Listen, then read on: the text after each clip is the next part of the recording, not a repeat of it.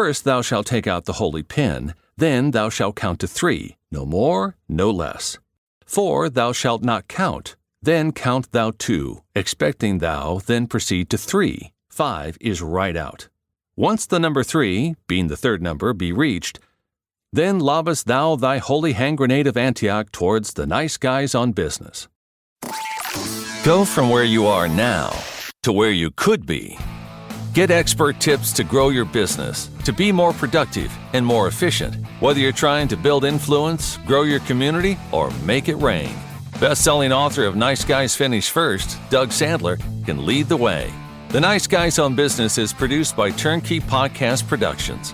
Now, here's your host, Doug Sandler. All right, Nice Guy community, get ready for a conversation that's going to shake up the way you connect with your partner, your friends, heck, even your barista. Today, I'm hanging out with the amazing JJ Flizanes. We're talking about compassion, communication, and connection, the 3 secret ingredients to deeper relationships, fewer misunderstandings, and a way to get more love in your life. We're also spilling the tea on exactly what makes relationships thrive, even a few aha moments that we've both had in our relationships, past and present. And oh yeah, talking about the epic couples retreat that we're doing in Mexico this coming May that might just change your love forever. So grab your favorite drink, get comfy, and let's dive in. Welcome to the show, everyone. I'm JJ Flizanes, your empowerment strategist, producer, and winemaker. Thank you for downloading today's episode. Today I have back my favorite person. I can't really call you my favorite guest because then that's not fair to everybody else. So I'm just going to call you my favorite person and my person, Doug Sandler. Well, hey, JJ, I'll accept any title that you would like to give me. Favorite person's kind of high on the list. I mean, there's really no one else more favorite than you. Well, I would just say, in my case, you are my person. You are my person, and you're also my favorite person. So how's that? I like both of those things. I mean, I would accept my person. Favorite, it means that there's potentially an opportunity to lose that title. I don't want to lose the title. You know what? I think there are times, not very frequently in our relationship, that there are times that you and I both do lose our favorite person title in our lives sometimes. I mean, again, very infrequently do we have an argument that we feel so strongly to feel that way, but it happens. You know what? That's kind of what I want to talk about today in relationships. And it doesn't just have to be partnerships. It could be your siblings. It could be your children. It could be your parents. It could be your coworkers, your business partner. Oh my God, your business partner. That just reminded me of a conversation you and I had when you were my client. Back. Yeah, way back. Yeah, let's talk about getting out ahead of the problem. The reason why I wanted to talk about that today is because, as most of you know, if you haven't heard already, we are doing a couples retreat. It is happening in Mexico, May 15th through the 19th, and it is near Puerto Vallarta. But we've recently had a conversation with someone who's in a new relationship, and the new relationship is going very well. Yeah. And some people logically say, and you would say this too, Doug, you'd say, well, if it's not broken, why do we have to try to fix it? Unless, of course, you are partners with JJ Flizanes, and in which case it was really interesting when we first got together. You know, we were on the height of the honeymoon at that point when we were first hanging out with each other, and then I moved out here to California. And one thing that we did early, we went to a retreat in Esalen, where we actually, at the best point of our relationship, or at an amazing high point of our relationship, we decided to go. This was prior to any argument, anything pretty much. So for me, I agree with where you're going with your topic and your message today, because I think getting ahead of the problem is oftentimes a great starting point for doing things together. Well, I think one of the best, and again, I know I say best as if like everyone should want this, but one of the things to come out of getting a divorce or being married multiple times is perspective. I think a lot of people start off when they get married and they don't know what they don't know. You just think that, oh, I just find someone I like. We live together. We have children. We have sex. We have a relationship, and that's that. And that's it. That's all there is. And or if you grew up in a household where there was a lot of turmoil, or in a household of a lot of expectation, you just sort of felt like it was all going to work out. You know, that love feeling makes you think sometimes, your brain goes, oh, here's the person who's going to give me what I didn't get from childhood. Mm-hmm. You know, it's interesting. For those of you that don't know, I'm writing a book. I'm finally writing the book. And this weekend, I spent the entire weekend pretty much in the Airstream finishing the first 100 pages of the draft to send it to none other than my very favorite, Harville Hendricks, who has agreed to, and not only agreed to, says is honored to write the foreword for my new book, because a lot of the work I do with core wounds and emotional healing and patterns and relationships comes from the work that you and I did and the work that he has created in Imago Therapy. And when we look at the root cause of relationships and sort of how we're programmed, we all, as we're young, we get core wounds. We get them, and everyone gets them, everyone. And you give them as a parent. I don't care how good of a parent you try to be. It's just the nature of human experience and expansion. Mm-hmm. There will be a time in your life where your caregivers, parents, grandparents, siblings, whoever, did not give you the needs that you had, that you were wanting. You had needs, they didn't get met, and there was miscommunication in your brain that made it mean something it didn't mean. And your whole life gets then rooted in a belief system about yourself, about either being abandoned or unlovable or neglected or ignored or devalued. The list goes on and on. And you're not even aware of that. That's why the core wound work is so exciting to me, because it's almost like opening a door that you never opened a door to. Here are the answers to all of the relational problems you have ever had, and you don't even know about it because no one has told you. You have never spent time understanding what is literally in the foundation of your subconscious that creates your personality. So when you and I got together, you had had two marriages. I had had one. And even though we were in the height of this honeymoon phase, because I was working so hard to try to understand and heal core wounds and work on my last relationship, I understood the tools. I just didn't have a partner who was willing to do the tools or that valued doing the work, because he'd already decided this marriage wasn't worth working for. It wasn't going to work. It was too hard. And I get that. I understand that. But here you and I are, and I wanted to test myself out. How well did I do in the healing of myself? I mean, I manifested you, so I did pretty good. In some of those, I got all the things on the list that I wanted. I lived in a frequency. I mastered law of attraction of literally living in an authentically happy.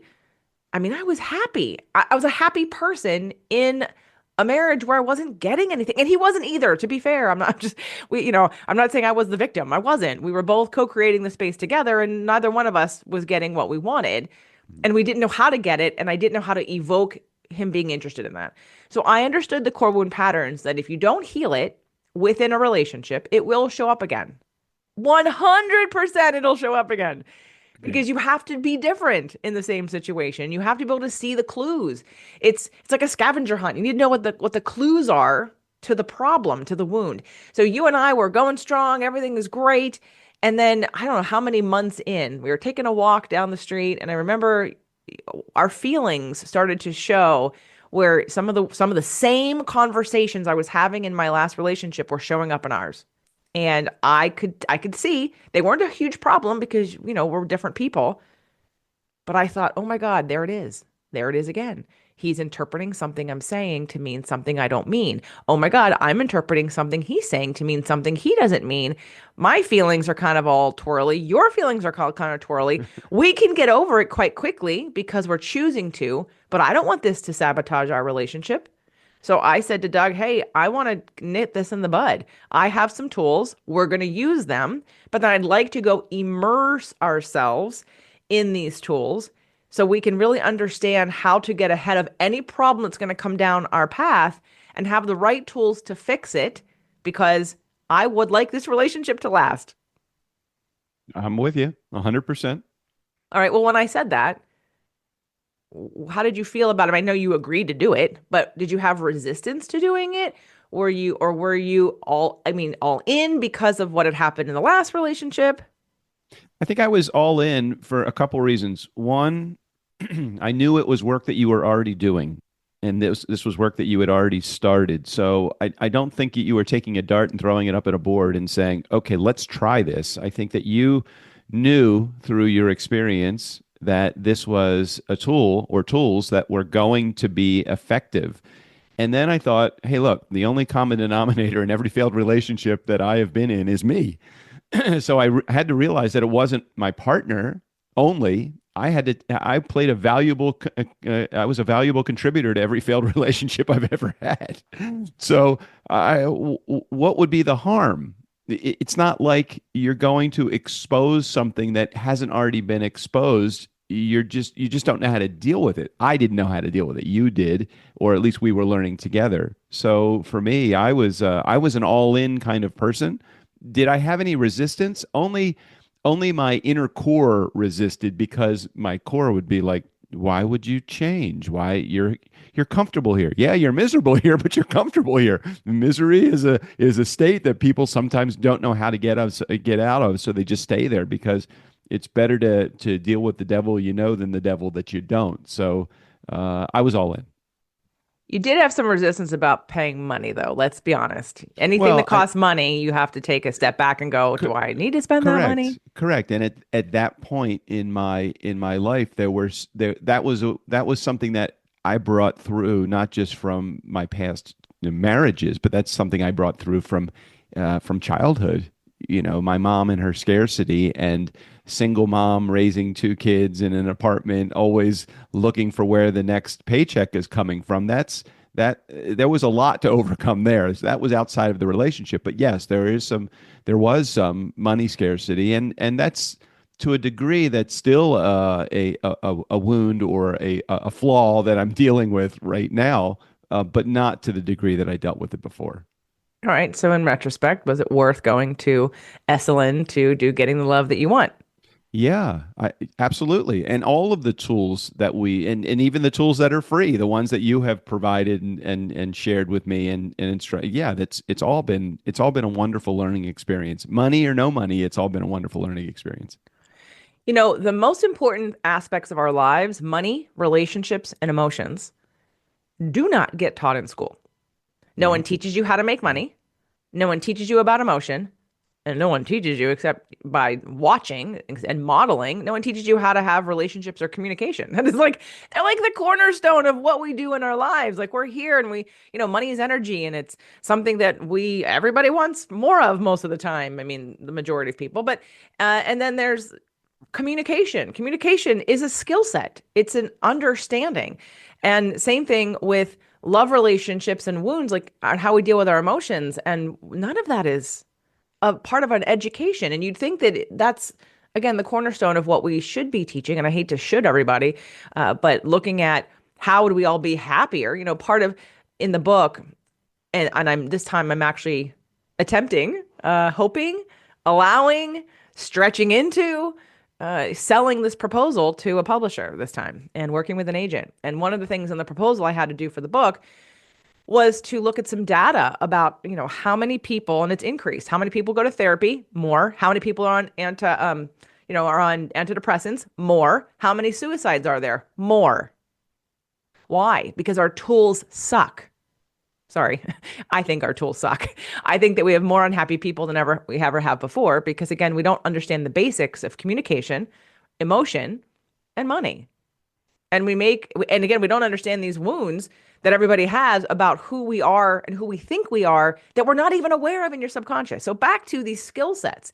If you and I were going out into the world and wanting to be a plumber, wanting to be an architect, wanting to be whoever, like whatever job you have, you had to go learn skills in order for you to be successful in that. And if you are really good at what you do continuing education credits. You see what the newest, greatest thing is going on in your industry and in your environment, and you learn that so that you can have that edge, so that you can be up to date with what's going on, what's changing, so that you have the proper tools in your toolbox to get the job done with ease, with effort, with efficiency, and to please your clients and to, get compensated very well. So why is it with Mhm. relationships we don't feel the same way? Education, apprenticeship, continuing education. Wow, that's really. I mean, it's you can follow the path of a plumber. I never really thought about it that way. You can follow the path of a plumber, and you can understand. Well, why do plumbers put more time into their trade than they do into their relationships? Why don't we as people put more time into all of the training that goes into? You just think that you're going to step into a relationship and it's going to just be, look, that honeymoon period. I mean, we're all like endorphined up to the nth degree. We're blind. And not that that's bad. It's great to be blind in the beginning. There's nothing that your partner can do wrong in that particular phase of your relationship. And then you ease into the next phase and you're like, oh no, I see these patterns. If you're conscious, you see the patterns reemerging. If you're unconscious, you're just like, oh my God, what is going on? Why is this happening again? Why is the world doing this to me? Victim mentality, instead of taking it by the horns and actually fixing the situations using tools. And again, I think you got it. You're really on point, JJ. Well, it's getting out ahead of it. I mean, it's a law of attraction idea also. It's that you want to get out ahead of and be in front of your frequency and your vibration and not wait for it. It's the idea of, okay, I'm just going to sit here in whatever frequency I'm in and whatever situation I'm in until it either, I'm going to be the victim and I'm going to not be in charge. And I'm going to decide I'm only going to act when I'm only going to react. Actually, that's really what it is. I'm only going to react. I'm not going to be proactive. I'm going to be reactive. And I don't think anyone ever has success by being reactive because you're not driving your own train. Like you're just literally a passenger and you have no control over where it's going because you're not proactive, you're reactive. And that's a default place of everybody who's around you. And for you and I, even though, yes, you willingly went and you had a great time when you were there when we went. And I actually would like to go back after Harville's done writing this forward. I would love to go, one more time, be with them. And I'm happy to go wherever I'd love them to come back to Esalen. That would be convenient and amazing for us, just because I love that spot here in California in Big Sur. But we need to go to Omega. That's fine. We need to go to wherever they're doing it. Their work is so good.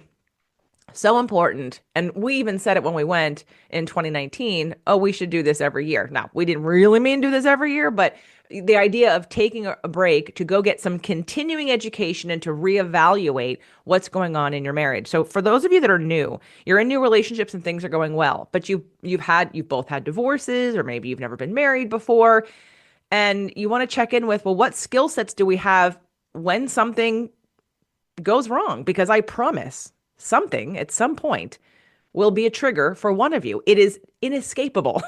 There will be a trigger. There will be an argument. It may not be a big one. And if it's not an argument, maybe your partner or you has a core wound that feels ignored or neglected, and how you cope with that is by withdrawing. And so when you have a habit of withdrawing to avoid conflict, what happens is you lose connection. Over time, your compensation patterns for your wounds will disconnect you from your partner, won't further make stronger, intimate, and loving, vulnerable, trusting, feeling safe in your relationship. Like those feelings can't happen when you have a core wound pattern of avoiding, withdrawing, or punishing, or withholding love. I don't know that we all withhold love in different ways and punish in different ways. I'm thinking of when you were really mad at me a couple times over the years, and I'd say, are you going to be done with this? And you're like, no, I'm not done being mad at you yet. I'm going to hold on to this for a little longer. Being mad at your partner and punishing them by you holding on to the anger. That's like pulling the pin, holding the grenade, and waiting for it to explode in your hands. Yeah, that hasn't happened in a long time, but it happened a couple of times. Yeah. In the first couple of years. And, we do actively use the tools that we're going to be teaching at the retreat. This retreat is really going to be focused around, again, the connection piece, the skill sets, the communication, and the understanding. So some of the tools that we're going to be using at the retreat are things I've taught before. But for many of my clients or women who listen to the show, or even men who listen to the show, maybe their partners don't know them. And everyone, there's no, when I first was going to therapy, couples therapy years ago, I have to admit that I did feel, and I'm sure he did too, that the therapist would take sides. Like somebody had to be wrong. One person had to be broken more than the other. One person had to be resistance more than the other. And it became this power struggle that I didn't even realize how deeply I was in it until I was out of it. And that's not fair. That's one of the reasons why I love imago therapy and why I, waited so long. And that's probably my biggest regret. But again, it all would have worked out the same way, so it doesn't matter. But getting the love that you want and looking at core wounds makes it an even playing field. If you're in a relationship with someone who's had more trauma than you, it doesn't matter. You're probably an injured and wounded rescuer who is looking for someone to rescue, so you feel more valued. There is no game of someone is more broken than someone else. You're all even because you chose each other to heal the wounds of your past. That's what I love about the work I'm doing when I do get couples in groups or when I get people who want to do couples work together, because there is no you're right, you're wrong. This one's smarter than the other one. This one's more worthy or valuable than the other one. Here's the reality. Your subconscious chose that person and your subconscious responded. There is equal wounding happening, and it feels familiar because that person in your brain goes, "Oh, hey, there's somebody that's going to give me what I didn't get." This is subconscious. This is not conscious. So after the haze of the honeymoon is over, which by the way, the honeymoon period could last up to 2 years.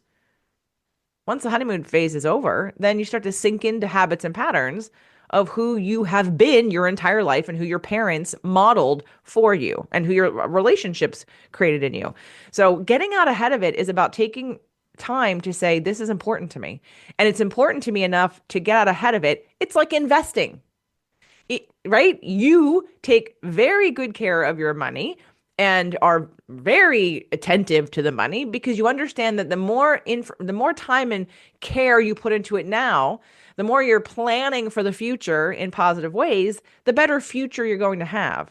For someone who's never invested anything, never saved anything, is living paycheck by paycheck and literally has no and then thinks, what am I going to do in 20 years from now? I've never even thought about saving and I have all this debt and I don't have enough money to even pay my bills. And now what?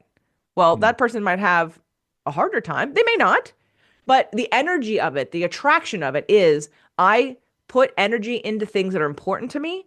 And because of that, those things grow and those things flourish and those things are top of mind to become my point of attraction.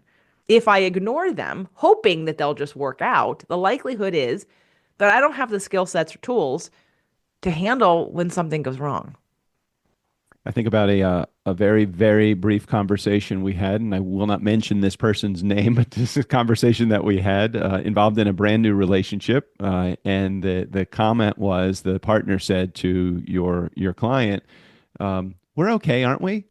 It was almost like it was the question of, I don't know if we're okay. Are we okay? I feel like we're okay. I feel like everything is good. My concern is if the question is being asked, you at least have someone that's stepping into the environment of willingness possibly to take the next step. And I just remember that conversation and I'm applying it to what we've just talked about today. I think one of the biggest fears for men especially is that this idea of having conversations or communication or kind of getting into the weeds with emotions is that one thing it may bring up are feelings you don't want to feel. Would that be accurate for you? Do you think that whenever we've talked about Sure. Who wants to open up a can of worms? Everything's going great right now. Why would I want to open up a can of worms? Are things okay? And what if the answer is, well, we probably could do some work on this. You now are about to step into potentially work that you need to do on your emotions and yourself and your relationship. And man, oh man, that could feel challenging, could feel very challenging. I know that there are people who are really struggling in their relationships right now and they have the desire to fix it, but they don't have the tools. And and communication being the most important thing. One of the frameworks that I teach in all the courses that I do around rewiring core wounds or roadmap to emotional healing is that everyone comes to the table interpreting things differently. And if you don't understand at least a few of the very big differences between you and your partner and how they interpret the world, you can't fix your communication because you have no compassion nor perspective about why one thing happens. There's a episode that you and I did, and I would refer everybody to go back and listen to this if you're considering the couples retreat. And it's called When Your Partner Triggers You. And this was 2 years ago in 2023. Doug and I were on a walk on one of our regular hikes, and we both said something that made the other one interpret something negative. And it became a little bit of a fight, but what was great about it is that we didn't have our tools in front of us. There were no papers, there was no safety mechanism for the couple's dialogue. It was just us on this hike, and we had to figure it out within the hour we were together. And I want to get to the bottom of it. And so I've come up with, and it's on that episode, again, it's called When Your Partner Triggers You, 2023. I came up with some questions to very quickly uncover and acknowledge that something that Doug did or said got interpreted in my brain in a way that made me sad and frustrated. And vice versa. My response to him made him angry, We both triggered frustrated. each other. We both triggered each Right, we other. both triggered each other because we were not understanding how the other one was interpreting the situation. So I had to get like to the point real quick. There was no like walking through any kind of steps, but that's a skill set that you learn by doing some of these activities and learning these tools, because now you understand sort of the bottom line, which is that it's all about interpretation. And if you've never thought about that before, it's a whole new world. And let me tell you, I have watched, especially men. I have worked with several men, and one in particular, and this wasn't about his relationship, this is about his relationship with his dad who had passed. His whole life literally changed in one conversation when I applied 3 different ways to interpret the situation that caused anger and pain for him, made him an alcoholic and a drug addict for years, made him violent. And all of a sudden, now we're looking at, I think you've interpreted this incorrectly. Let me share the reasons why, and here's how to reinterpret it.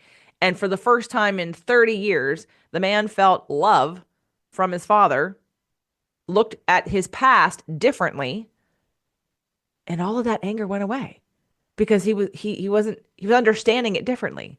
There is such power in understanding what it might be like to look through someone else's eyes, from someone else's point of view. And again, no one teaches you that unless, like me, you've gone to acting school or you've done some acting. And even if you have, that doesn't mean you translate it into your regular life. There are plenty of actors with bad relationships. But if you can understand the concept of inserting yourself in a new circumstance and what that must feel like to look at the world differently, like what's important to you. There are things that are important to you that your partner could give 2 shits about.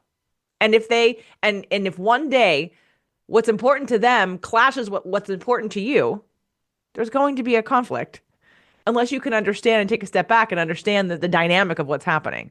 So for those of you that are struggling in your relationship right now, the goal of this retreat is to connect. That's why it's called Connect, a couples retreat. We want to bring you back together. We want to be able to dissolve some of the layers over time, some of the habits and patterns that you've created within your relationship to protect your heart, even though it's caused a disconnection with the person that you're with. And if you're in a new relationship and you're doing really well, I want to empower you with the tools in your back pocket to feel confident that at any stage of your relationship, you know what to do to understand each other, to reconnect, and to process emotions that come up that aren't going to be pleasant, because there is no couple in the world that doesn't occasionally trigger each other. We're human beings. That is what happens. So, if I was to ask Doug to give some advice to some of the men that are out there in both the situations, because you've been that guy. You've been the guy that doesn't even understand, like, what would I even do? Like, what do you mean tools? I mean, right? So you've been the guy in a situation that says, no, I don't want to work on this marriage, to the guy that says, oh my God, I really, really want to work on this marriage. And somewhere in between going, what tools? I don't understand. Like, what do you mean? I've never seen anybody do any work in my life, in my parents' relationships or other relationships that I've witnessed. Who works on their relationship? That's weird. That means are they crazy? Like, speak to that. Well, it comes down to this. It's much better to have the tools and not use them than to not have the tools and not use them. I'm not saying don't have the tools and don't use them. I'm not saying that. Have the tools and you will want to use them. But if you don't have the tools, you won't know how to react, respond, deal with the conflict, the wound, whatever it is that you're dealing with in your relationship. So the whole theme of this episode is getting out ahead of any potential issue. So I would say have the tools at your disposal, allowing yourself the opportunity to use them instead of not having access to them and not having the wisdom of the tools. Yeah. I mean, that's my whole brand, right? Getting some tools, understanding here's a problem. I don't know how to fix it. Let me go learn something so I know how to fix it. So I know how to feel better. That's just the name of the game. And I know I'm weird. That's not what most people think about all the things. You may think about it for your work or your job because it's attached to money. But when you think about in your relationships, I even ask people to and encourage people, what? I just thought about it. I mean, it's a weird analogy, but it's the reality of the scenario. Would you drive your car for 100,000 miles before putting oil in it? or before checking the antifreeze or before looking at the brakes or changing the tires. No, well, don't put more time into your vehicle or into your bank account than you would into your relationship. Understand that this is the opportunity for you to start understanding the tools, to get a hold of the tools and to have them at your disposal. This is the oil change for your relationship. I used to say that to my dad about, working out or taking care of your body. I'm like, you put more time into your car. You are so meticulous about your car than you are about exercising and eating well. And not that my father eats poorly, but it's the understanding of there's so much because you're trying to preserve it. Well, yeah, it's the same idea in both your physical body and your relationship to your exercise and your health as it is to your relationship. It's no different.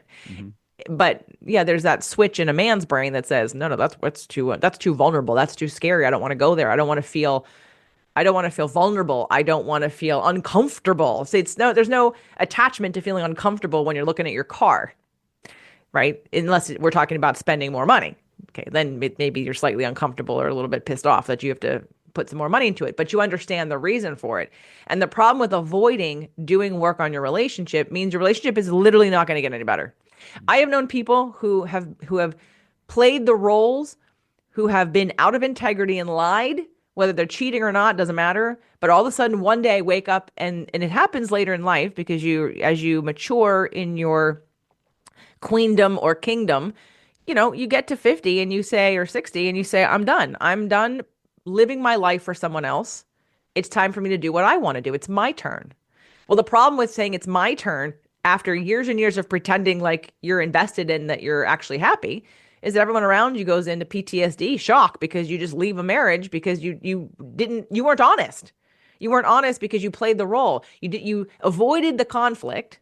And by the way, conflict doesn't have to be yelling and screaming. Yes, there's usually negative emotions involved. But again, if you have some tools, you can filter it through a couple's dialogue. So that way you can create some safety and allow the other person their feelings. Learn how to deal with someone's anger without taking it personally.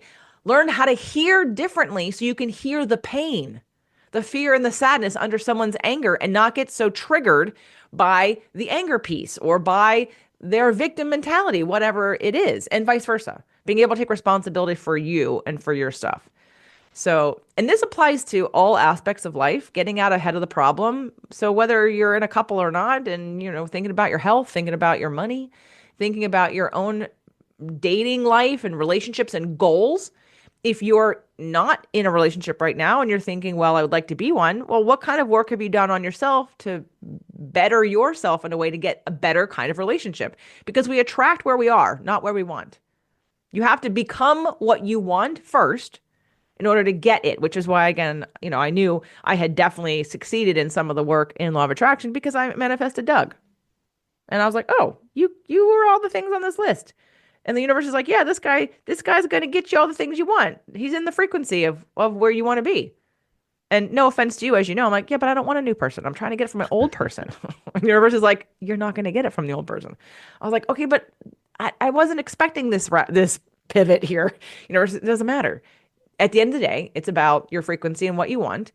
And that communication piece and the relationship to me has been the most important thing ever. I mean, I've worked hard my whole life to get where we are right now and to enjoy what we do. And to give some feedback or some testament to that, Kelly, who was here for her journey a couple weeks ago, she said after her journey was over, when you're here, if doing a journey, obviously I work with you because it's not for people I don't work with. You get into a really good love space. You get into this like love frequency of understanding that everything is love and that that's really all that matters. And she wanted to hold my hand and she confessed later that she wanted to hold your hand too. She's like, I wanted Doug to be there too because there's so much love in your house. There's so much love in your relationship. There's so much love in what you do. It's so nice to be around. And again, that's kind of why we're doing this is because that's the feedback we get literally every time I do a live event. They're like, you guys, you're such good role models, and we've experienced all the things you guys have too. Divorce, arguments, all the things. So we learned this and we want to keep passing it on. To wrap up today's message, get out ahead of the problems. Don't wait for them to show up to react because by that point you're triggered, you're out of alignment, you're in You may be desperate, you may be in survival mode, and your logical conscious brain is offline. You're now in survival mode. So we invite you to take a look at your life in all aspects and see where you can get out ahead of it.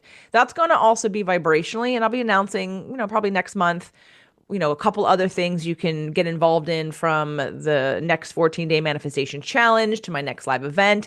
We've got the Healing the Mother Wound coming up in June, but in May, this couples retreat. And I implore you to consider that the investment in your relationship is more important than any investment in your life if you care about having a successful relationship. Anyway, that's just me, because that's how I feel about it. I care about our relationship, and I think you feel that. Yes?